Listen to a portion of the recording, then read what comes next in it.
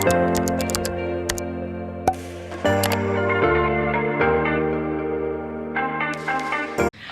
mis amores, welcome back to my channel. This is your girl, Chelsea Crystal. So today we're going to talk about one of my favorite topics, which is feminine hygiene. If you follow me on Instagram, or if you don't, make sure you go follow me at TheChelseaChristen.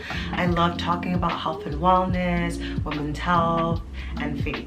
So today we're going to talk about how to take care of our V, our yoni, whatever you choose to call her. So I'm going to talk about some of my favorite practices to make sure that I stay fresh down there, as well as some things that I do to make sure that I'm taken care of from the inside out. Because as we know, the vagina is a self-cleaning organ, which means that it will cleanse itself if there's anything in there. One of the reasons why as women we have discharge.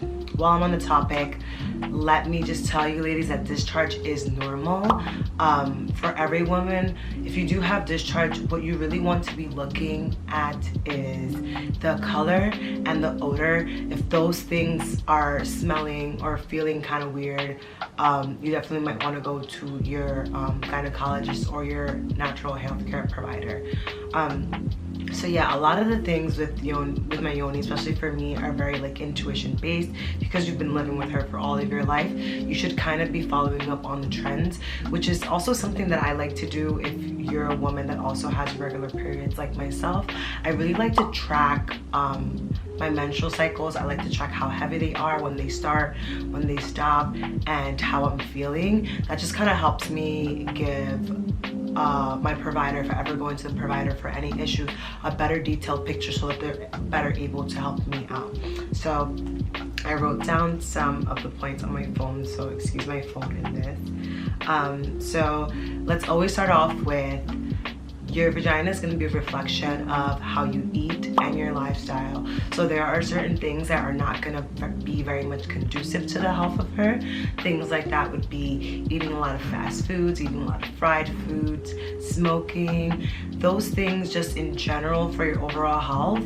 When it comes to the vagina, she's very sensitive when it comes to balancing and the balance of bacteria. So we have to know that there is such a thing as good bacteria and bad bacteria, and when we're in perfect harmony, that creates the natural normal flora that is down there for us.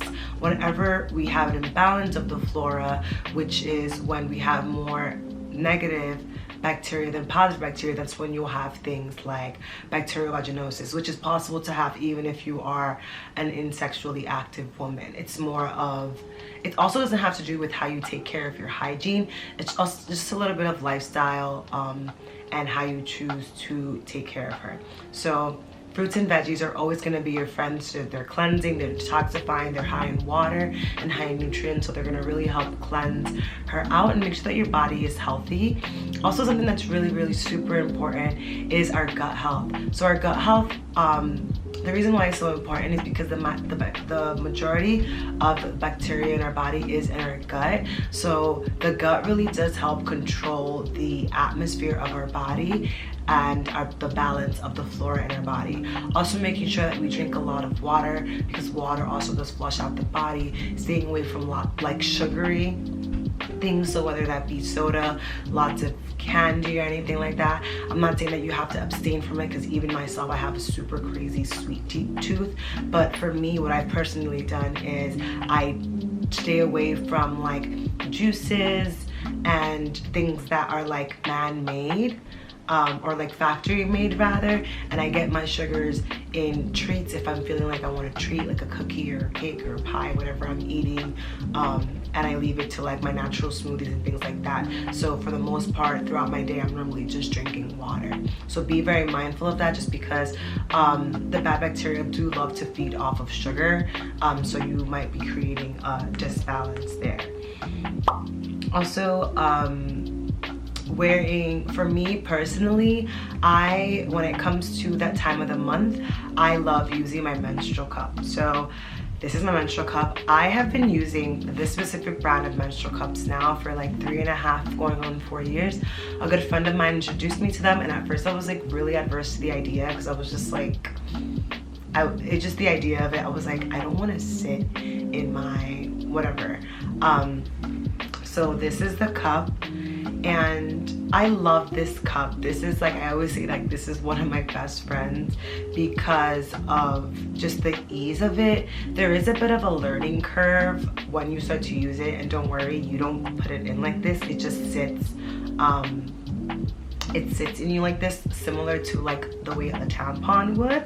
So if you're a lady that is into tampons, I would say to use this. It's a bit healthier, it's more sustainable, and it's more financially efficient.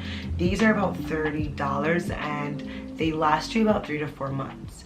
And what's great about it is that you can wear them up to 12 hours. I never wear them that long unless I'm working, but it's great because you don't have to fear leakages. I myself used to consider myself as like having like a really heavy flow, so I was really nervous if this could take, you know, all my flow. But trust me, you're not bleeding as much as you think you are. The thing is that when we're using pads or tampons, it absorbs it and it like kind of diffuses, so it does look like a lot more than what it is.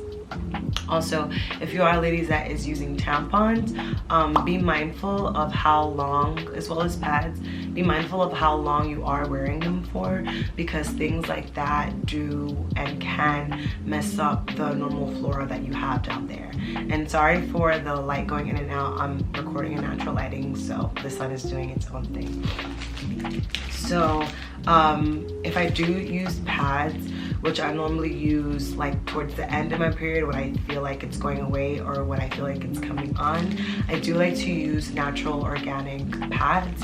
So the reason why I like to use organic, well, they're not organic, they're more cotton pads as opposed to like the really popular like Always and things like that. But I do think that Always now has like a cotton, more like natural kind of pad. I'm not really sure, I don't like follow them as a company, but I use Vida, and I really like them because it has no chemicals, no dye, no synthetics, which is one of the main reasons why I don't use the commercial pads, because a lot of them do have synthetic dyes and chemicals and things like that, which are possible carcinogens, which for me, something as sensitive as my yoni, I don't want anything that can like be entering. So, you know, we do have a hole and anything can go in, and especially when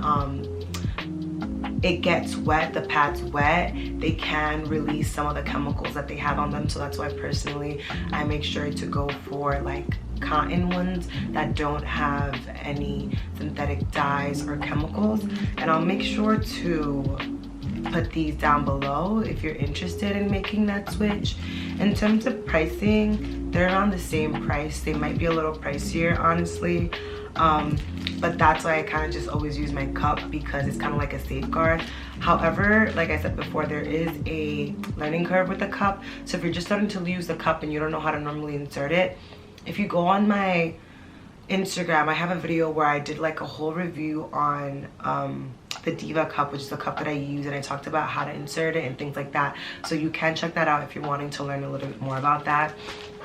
And because I've been talking so much about bacteria and the flora, I wanted to introduce you guys to this probiotic that I have been using. So I love this probiotic. It's by the Garden of Life, which is a really good brand. It's gluten-free, dairy-free, soy-free. So something about me that you guys might also not know is that I actually do have PCOS. So PCOS is an endocrine disorder where like I'm really sensitive to the hormonal changes in my body, and they do manifest at times with the way that my period shows up. So like I'm very easily affected by stress, and that makes my balance all out of whack. So that's also a reason why I choose to go the natural route, because I realize that my body just kind of responds better to it. But all these tips that I'm giving are also, you don't have to have PCOS to follow them. It's just if you're wanting to be more conscious, more mindful, and go like the more natural route in your care. So this one is a probiotic that it's Once Daily Women. So I'll show you guys. I don't know if you can see it, but I'll link it down below. I got it from Amazon. One of the reasons why I really liked it, I've been looking for a probiotic for such a long time. As I said again, this one is really great because it has 16 strands of probiotic, and it also helps support the immune system and digestive health. So sometimes, and then of course vaginal health. So some probiotics are just meant for gut health, but this one is like a 3-in-1, which I really love. And whenever you are shopping for a probiotic, just make sure that it has lactobacillus, which is the bacteria that is it's one of the more positive bacterias. I don't know why I'm doing this. It is one of the better bacterias that doesn't cause any imbalance, but it does help. And this one has 16 strands. It kind of keeps me really well covered. Again, because I have PCOS, I can kind of know when things are working for me or things are not based on how my period shows up or it doesn't.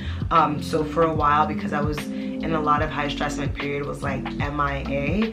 And after I started taking this and controlling my stress levels, I was able to get my period back, and I don't suffer from like cramps or any like painful periods or things like that. But I did find that my period was a lot more easeful. There wasn't any like discomfort. There wasn't that much bloating or anything like that. So I really like this supplement. It's also vegetarian. Yeah, it's not vegan. I don't know what about it is not vegan, because it is made with potato starch and RECA fiber. But anyways, this is really good. I really love it. Like I said, 3-in-1, vaginal, digestive, and immune system. That's why I really like it. Take it once a day whenever I take my other supplements. Also, something that I like to do, I want to talk about keeping her tidy down there. So whatever your preference is, if you prefer to be more bushy, if you prefer to be more neat, I personally prefer to be a little bit more neat and trim down there. The reason for that is just because of preventing any bacterial growth. So if we know that if we have a lot of hair down there, bacteria can actually stay alive, and then we're more prone to sweating, which also helps induce the growth of the bacteria down there. So staying nice and trimmed, even if you do decide to have hair, making sure that you're nicely trimmed is going to help with any foul odors and smells. Also, baby wipes are super amazing. Making sure that you have baby wipes that you can wipe down there to help refreshen her throughout the day, especially if you do if you are rather on your cycle. That does help a lot with feeling fresh down there, feeling clean. This is an exfoliating brush. So I love to do dry brushing, which is like a way to increase circulation in your body, help increase and support your lymphatic system. Let me know if you guys would like a video on how I dry brush. So this dry brush is cedar wood, which is a really durable brush. This brush is really durable. I've had it for a really long time. I've had like this one, and I actually just started buying it through Full Lane. So if you guys don't know, I am a Full Lane ambassador. They are a clean beauty brand, so it's like a beauty supply store, not beauty supply, but a clean beauty store. So they have makeup, they have skincare, that's all clean, so it gets tested for any chemicals or things that sometimes can be in our beauty products that may be endocrine disruptors, so disrupt our hormones and possible carcinogens. So as you guys know, I like to prefer the more natural route, and because I do have a very sensitive endocrine system, I prefer things that are chemical free. So shopping through them really does help me, as long as being very just mindful and doing my research as always. So I like to brush her down there, which helps with any like ingrown hairs that I have, helps with if I have any discoloration, because I am one of color, and I do shave, so sometimes that happens. But this just kind of helps exfoliate her. When it comes to like moisturizing and things like that, I like to use a blend of oils, and I just kind of do it topically. So also I want to talk about just like more on the medical standpoint, why douching is not really recommended. So as we know, the vagina is a self-cleaning organ. What that means is if there's anything wrong with it, it's going to cleanse out and it's going to clean. So that's why we have to be very mindful of our discharge and any odors and things, because she will be cleaning and detoxifying herself. So when we introduce products up there when we're douching, we are liable to changing the pH up there, and it's just not clinically recommended. There haven't been any studies that recommend or suggest that it is actually helpful. But if you do enjoy something down there, what I like to do is like using like a feminine wash outside, and I do make that my own. I just kind of use certain essential oils that are like refreshing and lubricating. So I use just some of my favorite oils and some of my essential oils to help refreshen her down there. Kind of similar if you guys are like, I don't know if this is a Hispanic thing or Dominican thing, but it's called MENSTRUAL, which is like a feminine